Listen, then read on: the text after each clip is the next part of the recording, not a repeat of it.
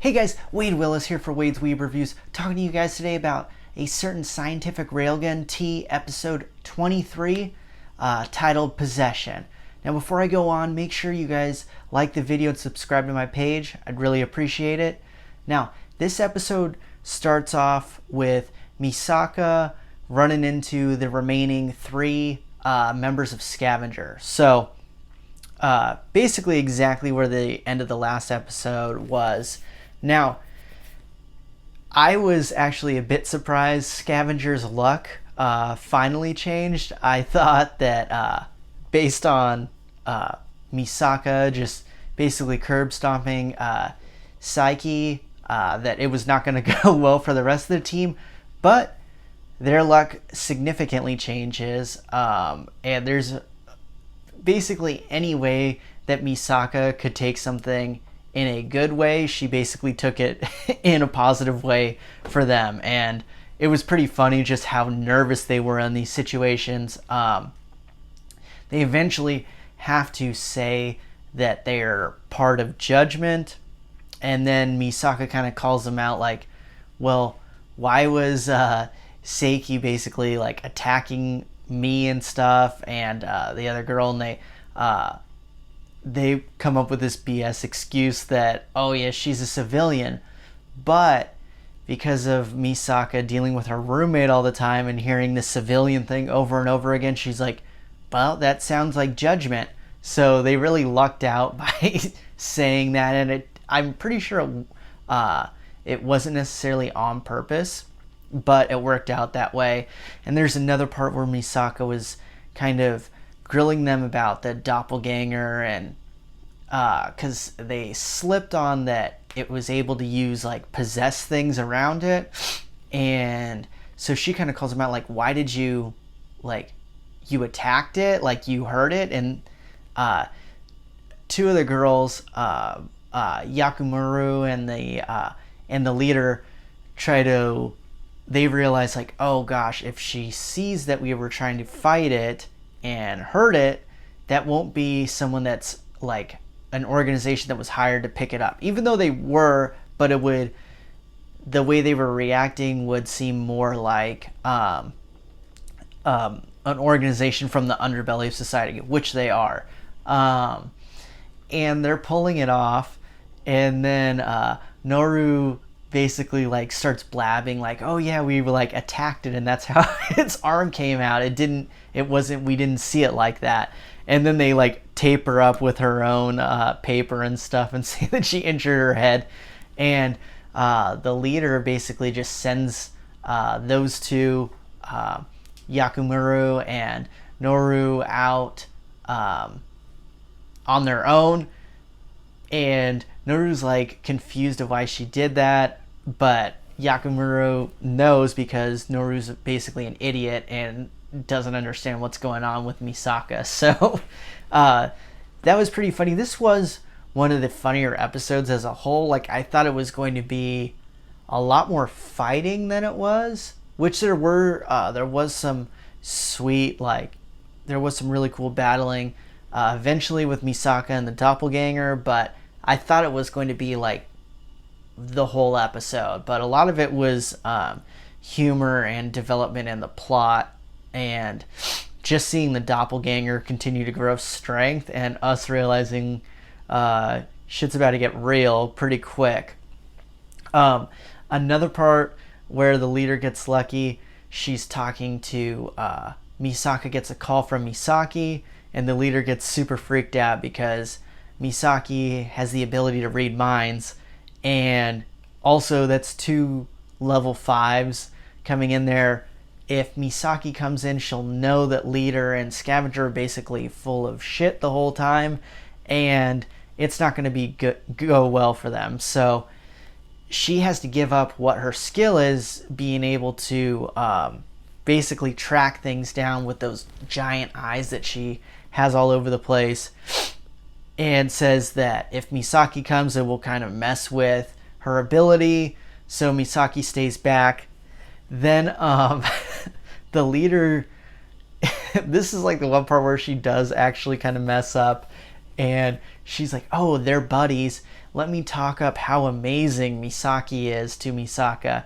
And she's just going through talking about all this philanthropic work that she's done, charity work, how glamorous she is. And then she looks at Misaka, and Misaka looks like she's about to throw up hearing all this stuff about Misaki.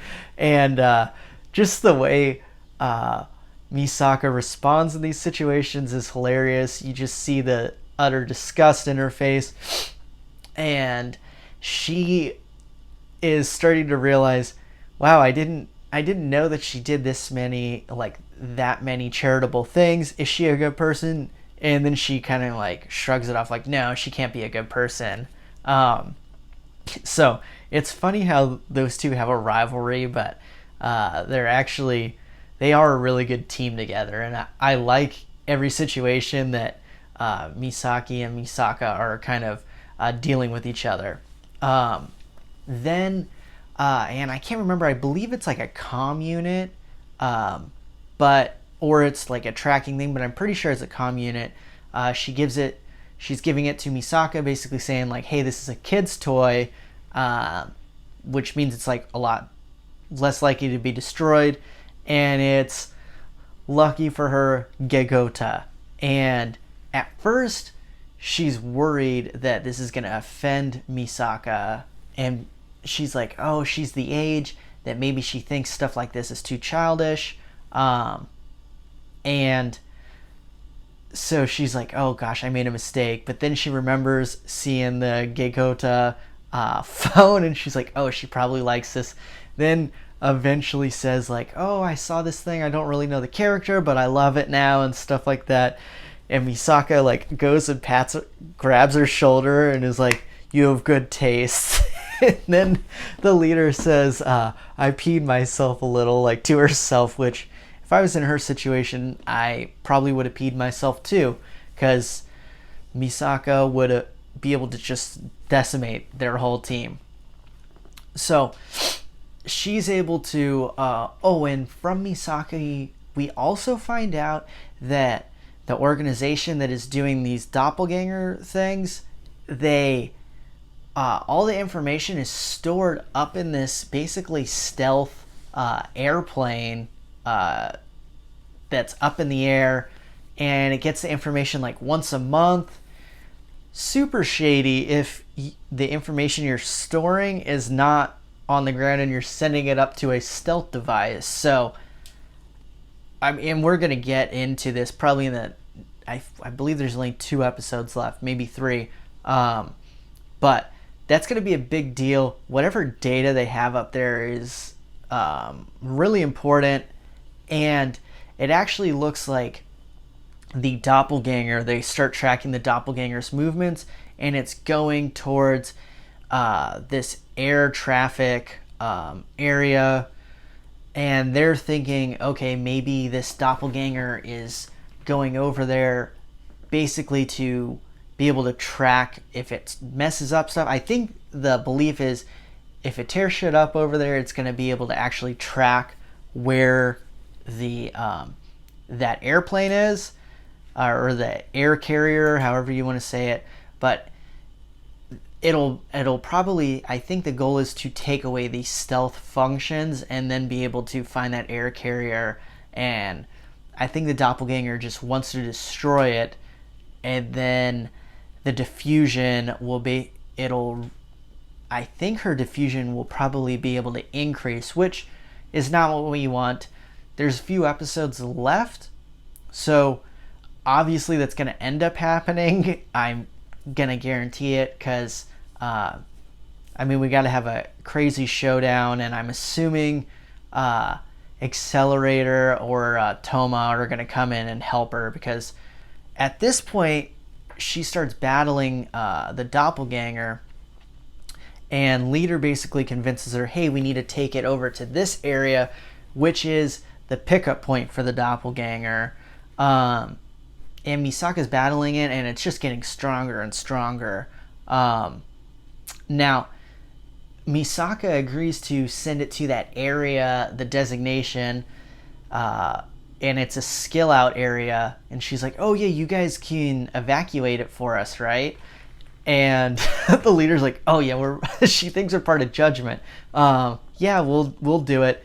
And then Yakamura goes over there and she rubs like dirt on herself, and she pulls this whole damsel in distress distress move, and all these guys are just like infatuated with her. And she's actually super cute. We usually see her in this, she looks like she's from like the 1920s or 1930s, working in a warehouse or something, the type of hat that she's wearing.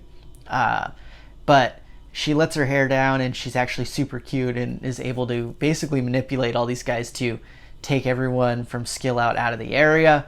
So Misaka's able to go over there. The girls from, well, I should say the people from Scavenger, because there's one guy in there.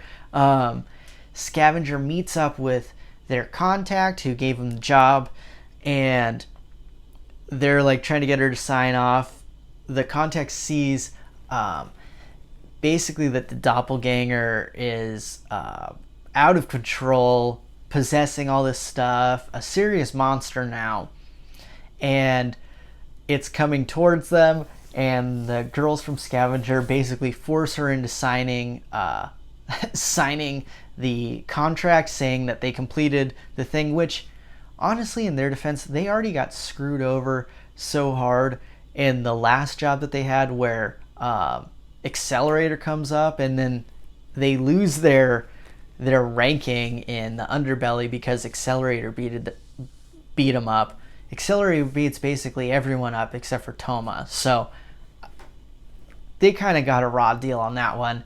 Thank goodness they were able to basically force this lady into signing this, and the lady's like freaks out. She almost gets killed, calls the evil scientist guy with a bowl haircut, who we were introduced to the last episode, and he doesn't believe it at first, and then he sees her possession ability just pulling all these materials. Misaka started to figure it out, and the doppelganger actually is kind of worried about Misaka at this point, because the doppelganger, I guess, this is why I think it's going to be able to destroy all the plane, and then it's going to get real intense, because the doppelganger is like, yeah, constantly through where Misaka's fighting her throughout the story, she's like, yeah, I don't want to fight you until I'm up a few levels. And as this episode's progressing, she's just like getting more and more stuff. At first it's just like the arm getting bigger and bigger, then it's like half her body. Then she basically turns into this dinosaur looking thing that and Misaka's like, oh, this isn't Misaka's realizing this is not a good situation for me, because as Misaka, like, her electricity starts crumbling the stuff away, but then it looks like she's gaining power and learning how to control more and more through the possession. So it's not looking good for Misaka right now. So that's why I think, like, I'm guessing, I kind of hope Accelerator comes in. That would be kind of cool if they teamed up. I would be pretty pumped. But yeah, again, guys, this second part since the pandemic has actually been a lot better than I expected. We're going to have some more Indian poker stuff coming up in the next episode too. So I'm or that's what it looked like, at least. I saw a lot of Indian poker cards getting pulled out. But yeah, I'm really like this episode. It was funny and progressed the plot along. And I actually like Scavenger, their organization. Like, yeah, they're not good guys, but they developed the characters a lot in this episode, and you started to see them more, the humanity in them started kind of breaking through, especially at the end when the leader's like kind of like apologizing in her head to Misaka for just leaving her back there. But how intense the doppelganger is right now, I don't really know what Scavenger would really, how much they would be able to help right now. It would almost be a detriment. They would kind of get in the way. So, but yeah, what did you guys think of the episode? I thought it was awesome. Did you guys like it? Are you guys excited for the next few episodes? Yeah, comment below. Hey guys, this is Wade Willis. Thanks for watching my video. Here's 2 other videos I think you might like, and don't forget to subscribe to my page.